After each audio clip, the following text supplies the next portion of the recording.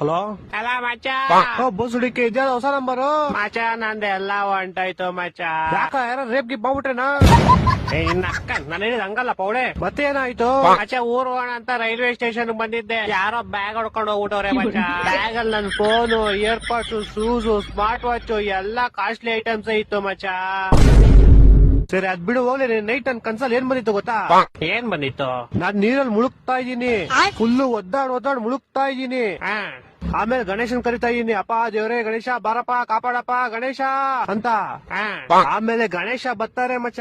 ಯಾ ಗಣೇಶ? ನಿಮ್ ಮನೆ ಹತ್ರ ಪೆಟ್ಟಿ ಅಂಗಡಿ ಇಟ್ಕೊಂಡವಲ್ಲ ಅವ್ರ? ಏ ಪೌಡೆ ಗಣೇಶ ಕಣೋ, ದೇವ್ರ ಗಣೇಶ. ದೇವ್ರ ಗಣೇಶ. ಆಮೇಲೆ ಬಂದ್ಬಿಟ್ಟು ನಾನ್ ನೀರಲ್ಲಿ ಮುಳುಗ್ತಾ ಇದೀನಿ, ಗಣೇಶ ಅವ್ರ ಪಡಗೋ ಡ್ಯಾನ್ಸ್ ಆಡ್ತವ್ರೆ. ನಾನು ಅಪ್ಪ ದೇವ್ರೇ ಗಣೇಶ ನಾನು ಮುಳುಗ್ತಾ ಇದೀನಿ, ನೀನೇನಪ್ಪ ಡ್ಯಾನ್ಸ್ ಆಡ್ತಿದ್ಯಾ ಅಂತ ಕೇಳದ್ಕೆ ಗಣೇಶ ಏನನ್ಬೇಕು? ಏನನ್ಬೇಕು? ಗಣೇಶ ಹಬ್ಬದ ದಿವಸ ನನ್ನನ್ನು ಮುಳುಗಿಸ್ಬಿಟ್ಟು ನೀನ್ ಡ್ಯಾನ್ಸ್ ಆಡ್ತಿದ್ದೆ.